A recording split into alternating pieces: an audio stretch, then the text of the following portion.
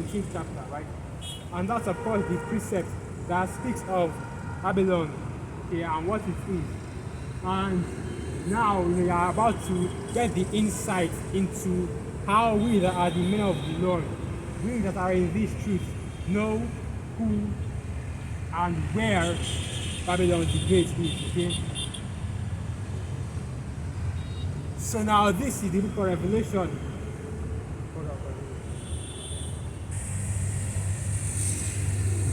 So now this is the book of Revelation 17, verse 1.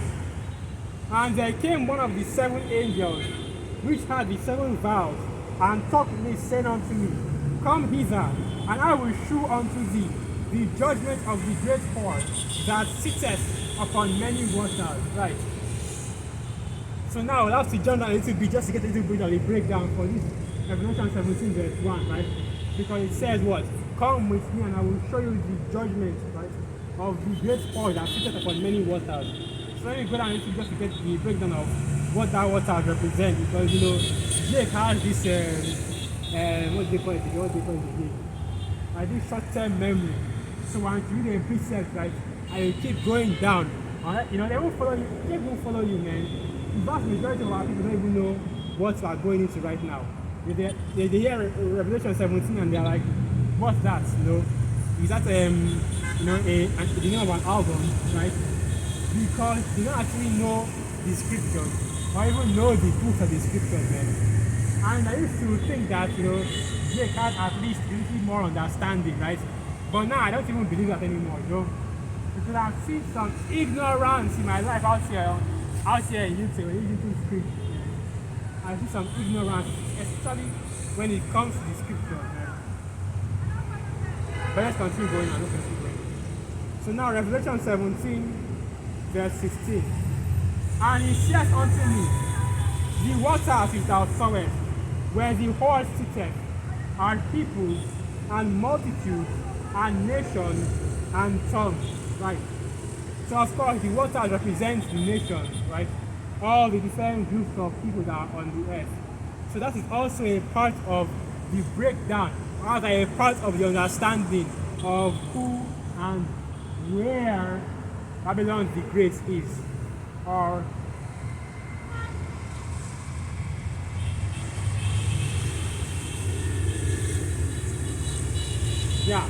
who and where Babylon the Great is. So the whore sitteth on the waters, and the waters represent nations and multitudes and tongues. So now let's continue going on. Revelation 17, verse 2.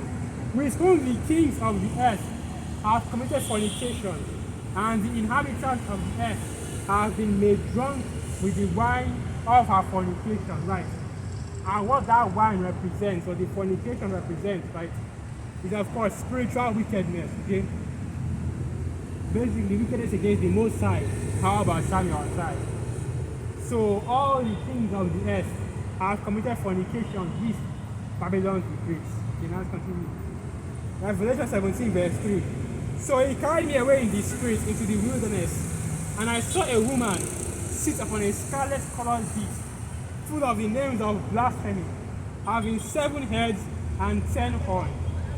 And the woman was arrayed in purple and scarlet color, right? And the purple and scarlet have representation, because if you go into color theory, right, purple represents royalty, which represents what they call it, nobility, right? Because of the history around the origin of the color purple, right? The color purple goes back to Tyrian purple, which was a type of dye that was being made in the ancient city of Tyre and Sidon. That's why Tyre and Sidon was so rich, right? Because if I recall correctly, they were one of the first kingdoms, and the original king that made the color purple.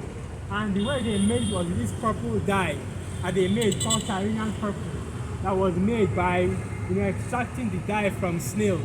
Okay? And I think it was from snails. They extracted the dye from snails and used it to dye their garments purple. And that's the reason why, purple was considered a color of nobility. Because at the time you had to be super rich to be able to afford to wear that Tyrian purple. Okay, so now let's go. And of course, red represents the color of passion, right? I also know that according to in the scriptures as well, red also represents the color of sin. Okay, and let's go to a precept to prove that. Let's go to a precept to prove that real quick.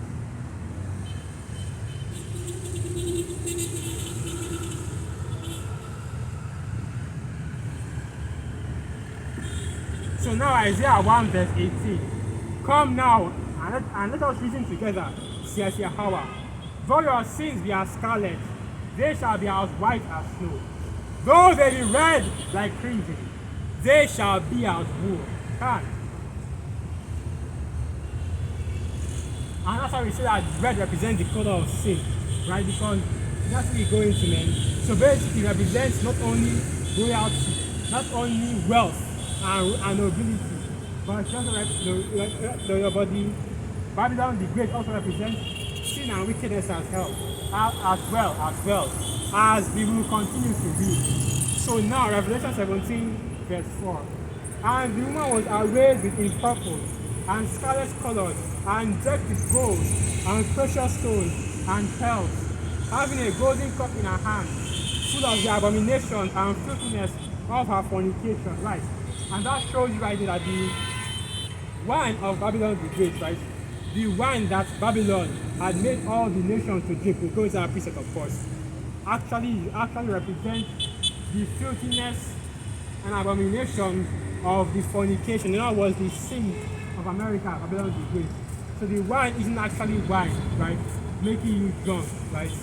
Doesn't mean that suddenly wine is bitter, because apparently this whore, Babylon the Great, is giving the nations wine to drink. So Babylon the Great will now be one of the biggest wine sellers on the earth, because you know that there are some Christians that will have that stupid breakdown. No, but rather the wine is a metaphor meant to represent sin, to represent the promotion of wickedness and abominations against the Most High Yahweh Samuel, right?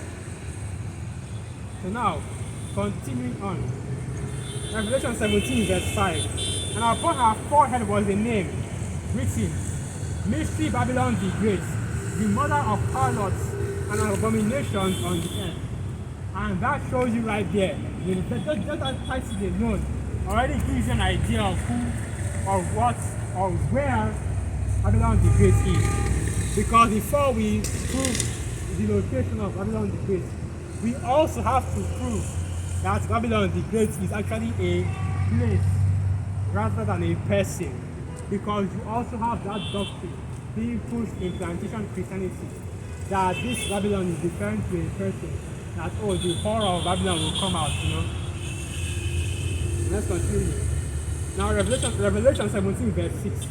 And I saw the woman drunken with the blood of the saints, and with the blood of the martyrs of Yahushua. And when I saw her, I wondered with great admiration. And the angel said unto me, Wherefore didst thou marvel? I will tell thee the mystery of the woman and of the beast that carrieth her, which hath the 7 heads and 10 horns. The beast that thou sawest, right? So the beast that was carrying America, Babylon the Great. And it's funny because that beast is also referenced in Daniel the 7th chapter, which is the first beast that is basically the first kingdom to rule on the earth, right? So if you read Daniel the 7th chapter, you will see that the 4 kingdoms, right? The 4 major kingdoms that ruled over the known world at the time were represented by 4 beasts, right? Which is of course the lion, which is the lion with wings, which was the Babylonian Empire, the Assyrio-Babylonian Empire, to be more precise, right?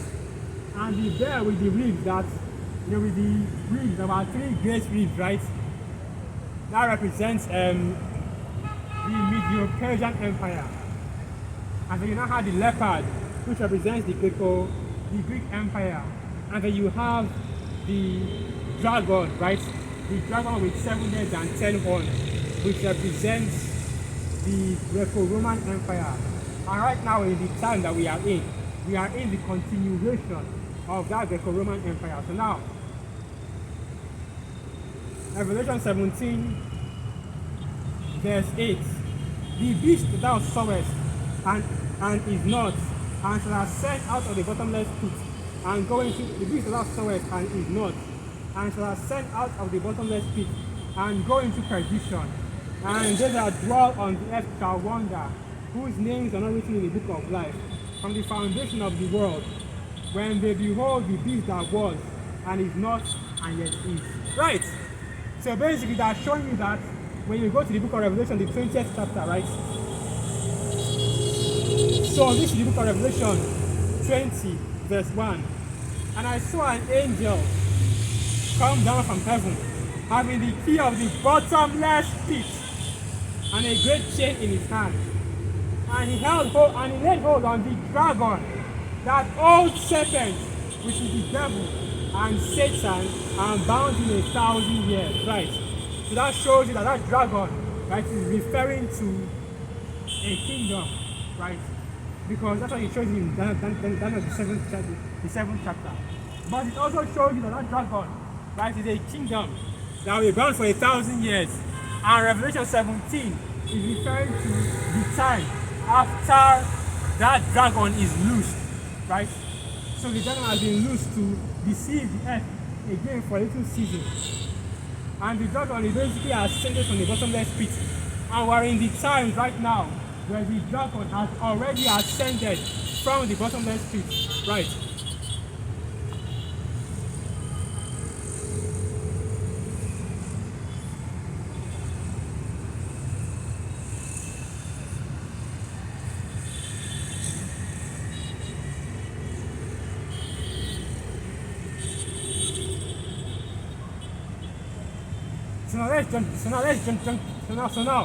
So now let's jump down a little bit, because what I said is that first, before we prove that Babylon the Great is a place, and before we prove where Babylon the Great is, we have to prove that Babylon the Great is a location for there to be a well, and it's not just a woman.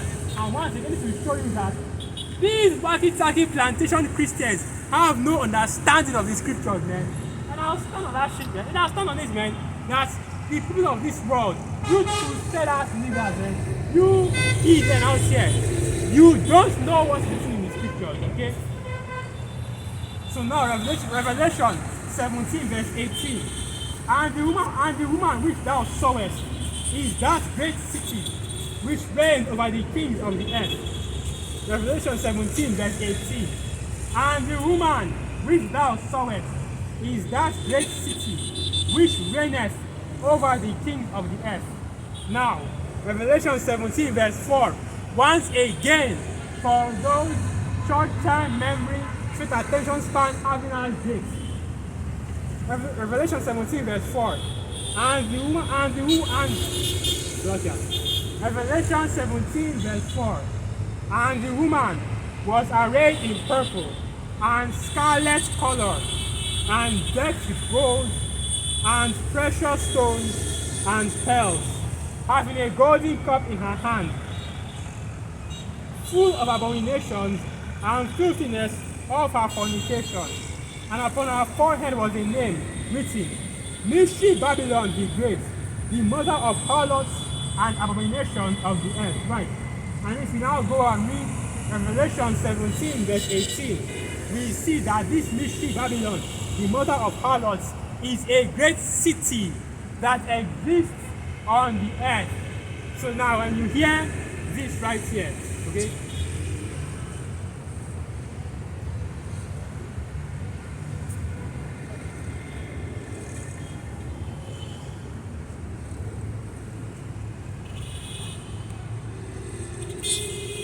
Revelation 17, verse 16.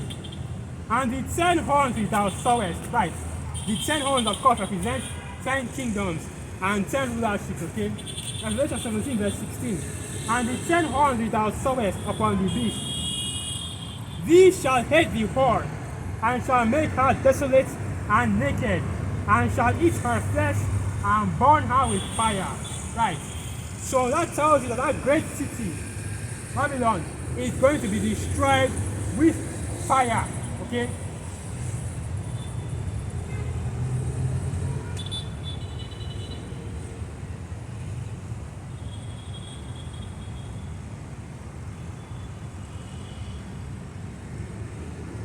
So now this is the book of Revelation 18, verse 21. And a mighty angel took up a stone, like a great millstone, and cast it into the sea, saying, Thus with violence shall that great city, Babylon, be thrown down, and shall be found no more at all. Right. So the whore of Babylon, Babylon the Great, is not a woman, okay, but is a city. Right. So now, what we are trying to know, right, the next question now is that, okay, if Babylon is not a woman, right, but is a city, where is that city located? Okay, where is that city located? Right, let me get that.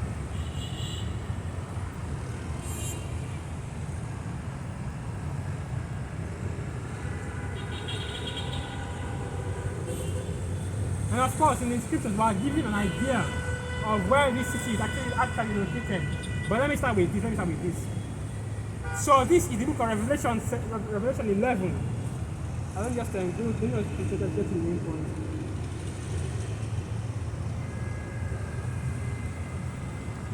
Revelation 11, verse 3. And I will give power unto my 2 witnesses, and they shall prophesy 1,260 days, clothed in sackcloth. Right, so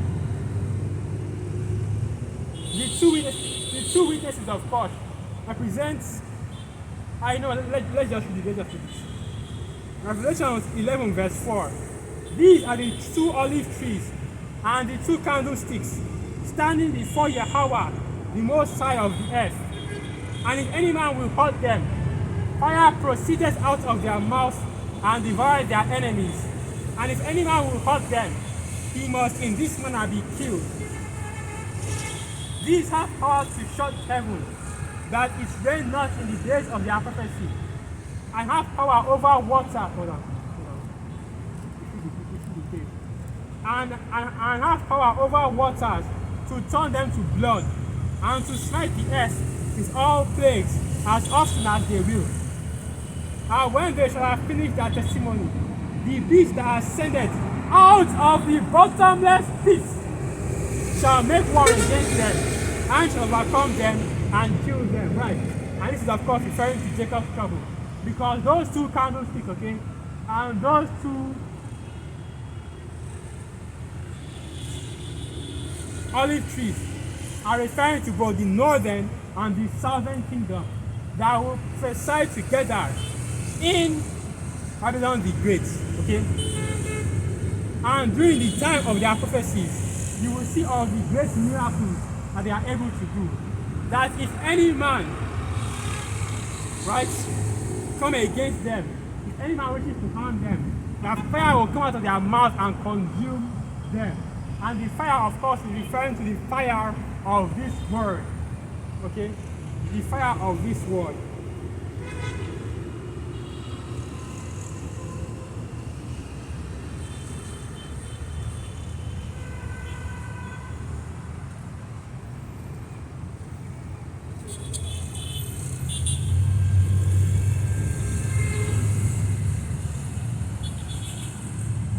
Alright, this is the book of This is the book of Hebrews 12, verse 29. For our power is a consuming fire. Okay? Now let me get this. Right, our power is a consuming fire.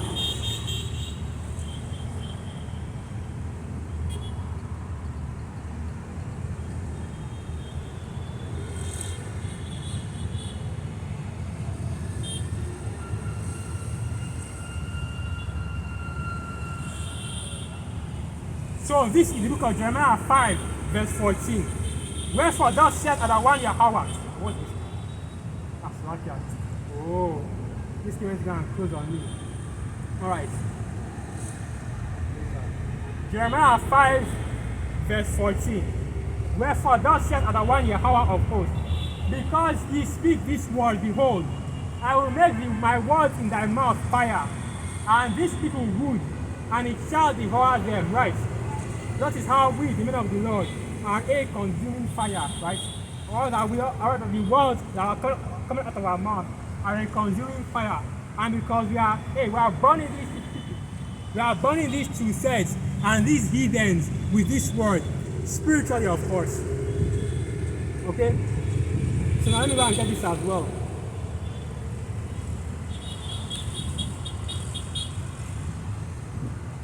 Right, let me go. Right, so let's go back to this. That is Revelation 11. So now, Revelation 11 verse 7. And when they shall have finished their testimony, the beast that ascended out of the bottomless pit shall make war against them, and shall overcome them, and kill them. And their dead bodies shall lie in the streets of the great city, which is spiritually called Sodom and Egypt, where also our Lord was crucified. Right. And that great city here is also similarly referring to Babylon the Great, because we know according to the scriptures that Babylon the Great is also, is also Egypt, right? Wherein our people were taken into captivity, and is also Sodom, where all manner of wickedness is allowed to prosper, right? After all, it's not written that folly is set in great dignity, and the rich sit in a low place. So let me get this precept.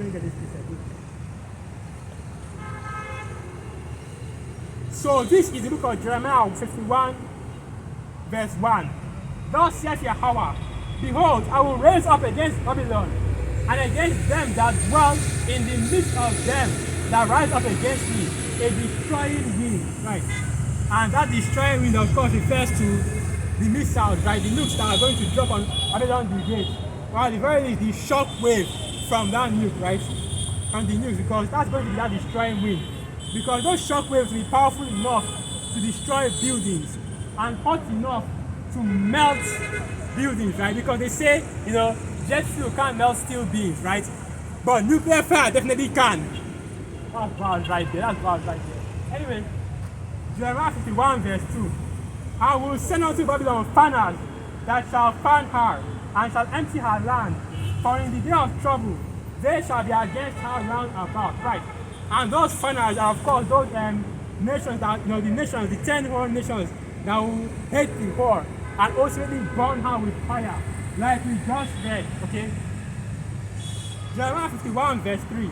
Against him that bendeth, let the archer bend his bow, and against him that lifteth himself up in his brigandine, and spare ye not her young men, destroy ye utterly all her host. Right. So does Babylon the Great have armies? Because that's what host means, right? Host means armies. So this great Paul, right? And this is just constantly showing you and constantly proving to you that Babylon the Great is not a woman, okay, but is a place and is a location, right? And it's of course referring to a place on the earth that not only has wealth, because it's clothed in purple and gold and scarlet, right? But also is a place of great wickedness, And then, at this point, if a kingdom, right, if a nation isn't coming into your mind, right, just forget about it. Just forget about it. If you aren't thinking about a nation right now, if you aren't thinking about a certain kingdom right now, if you aren't thinking about a certain location on the earth right now, just forget it. Okay? But so now, not only are we proving that, or proving where Babylon the Great is, but we are also proving that Babylon the Great is going to be destroyed as well. And not just Babylon the Great, but all the hosts of Babylon the Great, right? Men, women, children, and infrastructure, everything is going down. Right, so let's continue reading. Jeremiah 51 verse 4. Thus the slain shall fall in the land of the Chaldeans, and they that are thrust through in her streets. For Israel hath not been forsaken, nor Judah of his power. For Yahweh of hosts, tonight the Most High Yahweh of armies, though their land was filled with sin against the Holy One of Israel, flee out of the midst of Babylon, and deliver every man his soul. Be not caught up in her iniquity. For this is the time of the Lord's vengeance. He will render unto her a recompense. Right. And this is showing right here that this Babylon that Jeremiah is speaking of is a future Babylon, okay?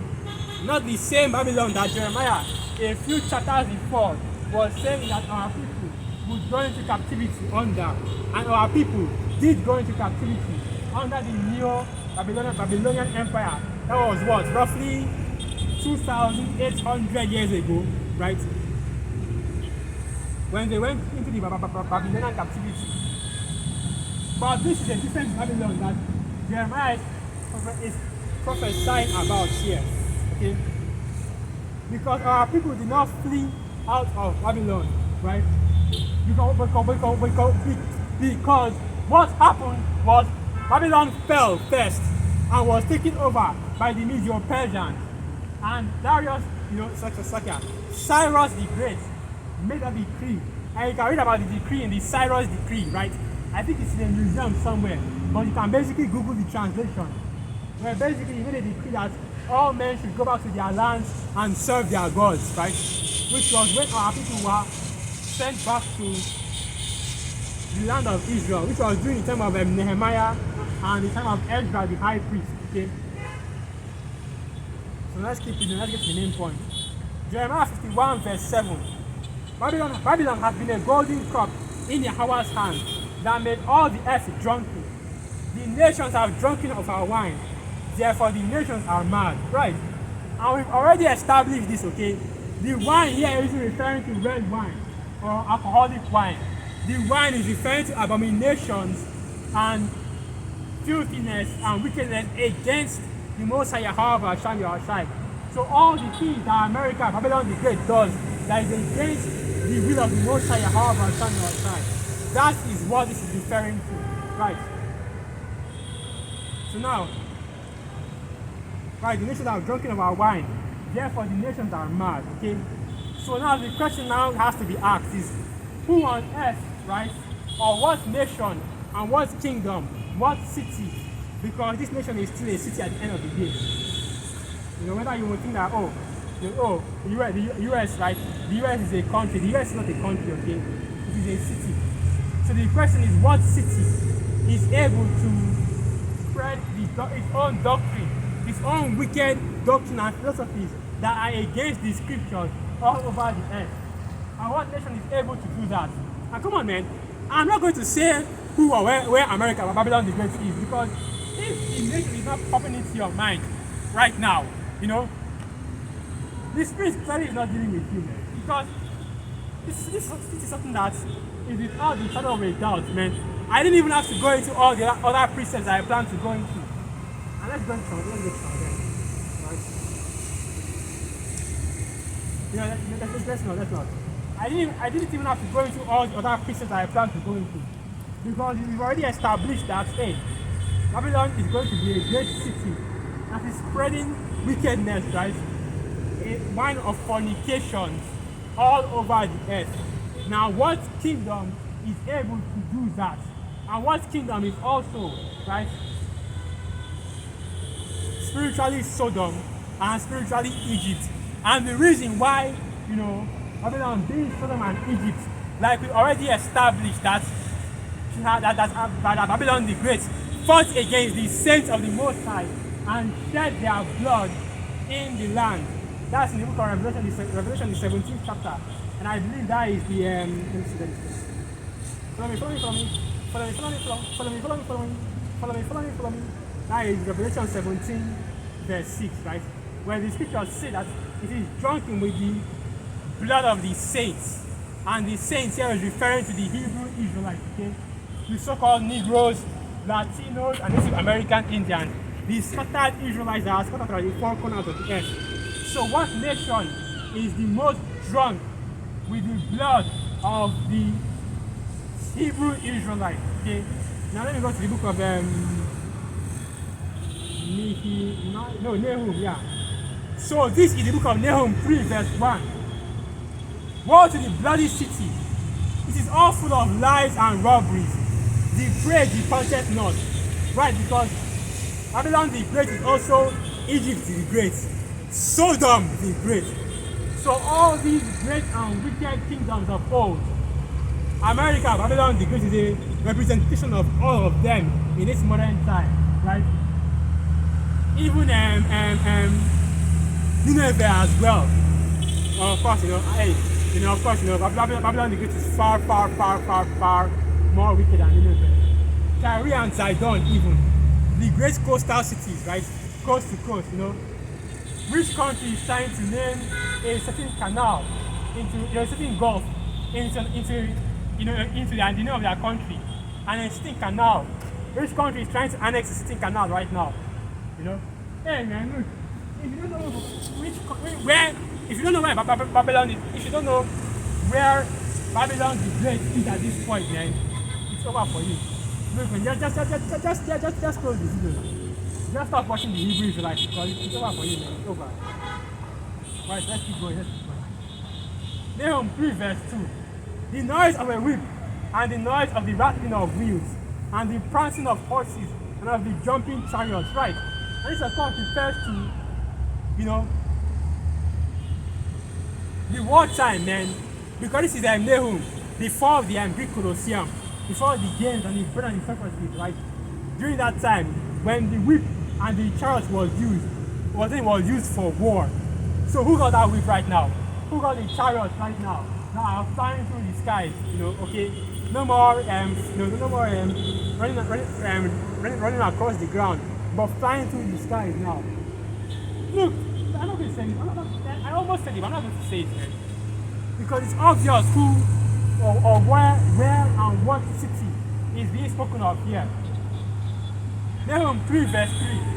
The horseman lifting up the bright sword and the glittering spear, and there is a multitude of slain, and a great number of carcasses, and there is none end to their corpses. They stumble upon their corpses. Come on, man. Even Nahum is prophesying about Babylon, man. Even Nahum is prophesying about Babylon, Come on, man. This is obvious. Hey, honestly, before going into this video, I thought it would be more difficult, to be honest, to prove this. But come on, look at and it shows you, man, the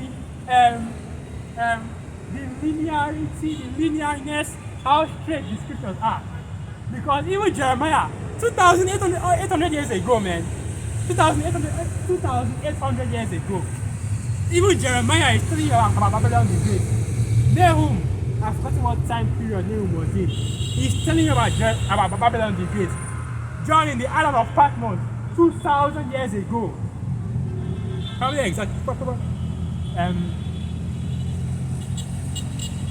exactly even 2,000 years ago. No. 2055. I was thinking about 2050 something, right? Because that would be kind of the exact period when, John would have been on the island of Patmos, Even John on the island of Patmos 2,000 years ago is telling you about America, about Babylon the Great. This shows you that the scriptures, the men of the Lord have been telling you, hey, it's coming, man. It's coming. And now it is finally here. If you don't know what city these men are talking about, the spirit clearly is not dealing with you. You have no understanding, no spirit, no level. Okay? Nahum 3 verse 4. Because of the multitude of the whoredom, of the well-favored harlots, the mistress of witchcraft, that serveth nations through her whoredoms, and families through her witchcraft. Come on, man. Come on, man. Hey, come on, man. Come on. Like, it's very obvious where Babylon the Great is, okay? Just by reading through all these precepts. It's ridiculous.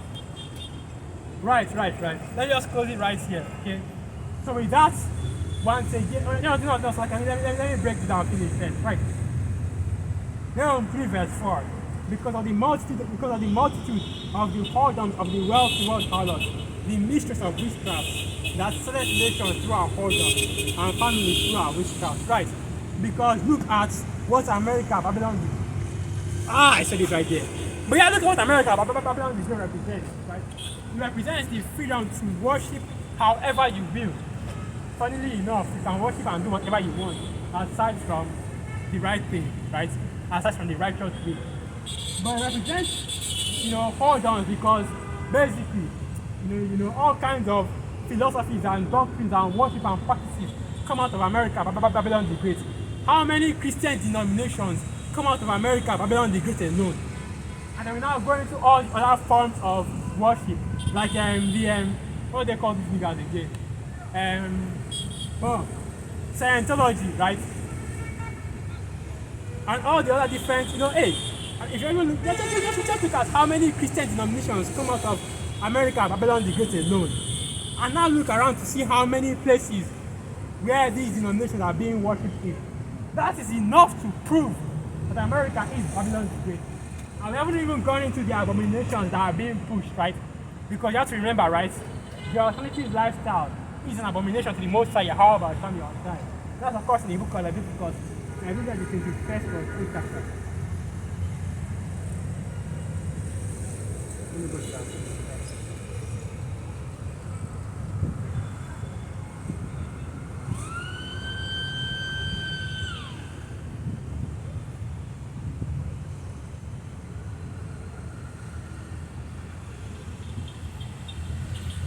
Leviticus 20 verse 13.